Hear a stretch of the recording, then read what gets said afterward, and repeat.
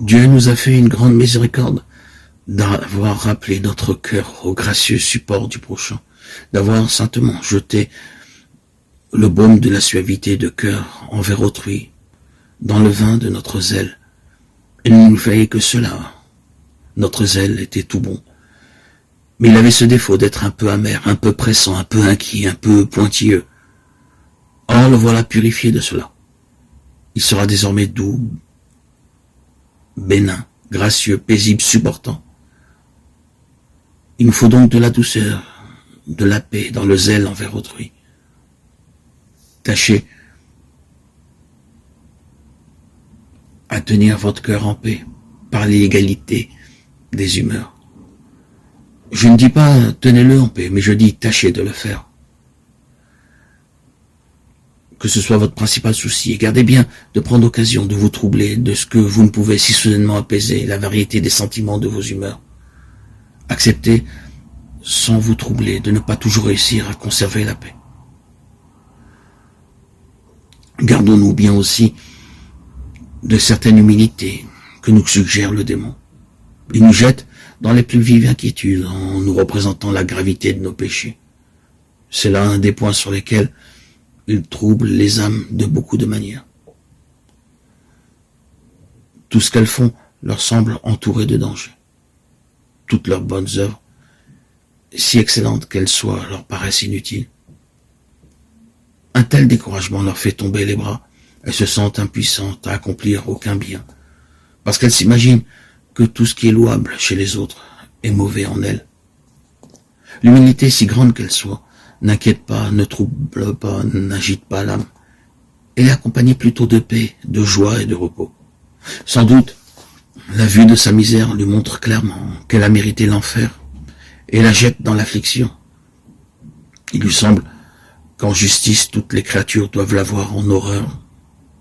Elle n'ose pas, pour ainsi dire, demander miséricorde. Mais quand l'humilité est véritable, cette peine répand en l'âme une telle suavité et un tel contentement que l'âme ne voudrait pas en être privée. Elle ne trouble point l'âme et ne la resserre point. Elle la dilate au contraire et la rend plus apte au service de Dieu. Il n'en est point ainsi de l'autre peine. Elle trouble tout. Elle agite tout. Elle bouleverse complètement l'âme. Elle est remplie d'amertume. À mon avis, le démon voudrait nous faire croire que nous avons de l'humilité, et s'il le pouvait, nous amener en échange à perdre toute confiance en Dieu. Voilà le drame. Lorsque l'âme est saisie dans ses filets, elle s'inquiète, elle s'emporte, perd patience, perd sa paix. Le lac paisible, son esprit, ce lac paisible qui reflétait la lumière du soleil, est troublé.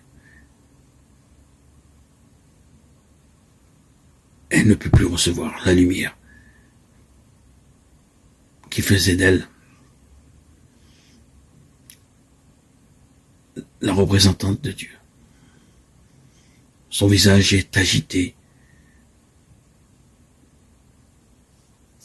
Son expression est perturbée.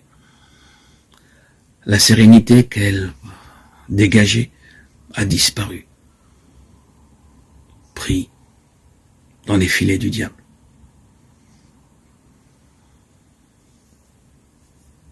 Dans l'anxiété de ce monde.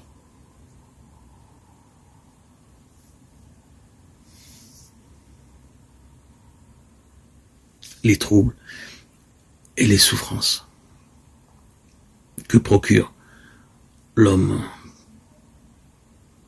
pris dans les pièges, les distractions, les loisirs à profusion que nous offre ce monde, anéantissent la joie, la pureté de cœur. Et l'homme recherche une paix, une distraction ailleurs que celle dans le Seigneur. il se perd.